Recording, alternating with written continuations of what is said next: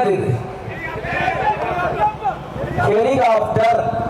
பாருங்க, நல்லா பாருங்க. இது என்ன தெரியுதா? அம்மா தெரியுதா? அக்கா தங்கச்சி தெரியுதா? தம்பி தெரியுதா? ஹெலிகாப்டர். இந்த ஹெலிகாப்டர் எங்க எடுத்துட்டு வந்தது தெரியுமா?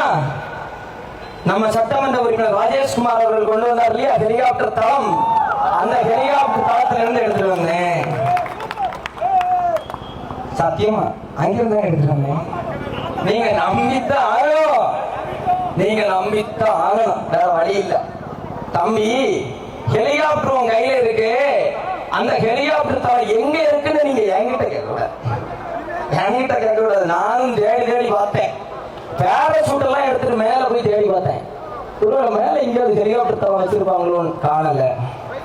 ரொம்ப சிரமப்பட்டு நீர்மூழ்கி கப்பல் எல்லாம் எடுத்து கடலுக்கு அடியில போய் கூட தேடி பார்த்தேன். ஹெலிகாப்டர் தளத்தை காணல. எங்க போச்சு ஹெலிகாப்டர் தளம்? இந்த முறை வாக்குறுதியிலே இல்லைன்னு சொல்றாங்க. இருக்காது. எப்படி இருக்கும்? அதான் இவருடைய அத்தனை பொய் வாக்குறுதிகளையும் சுக்கு நூறாக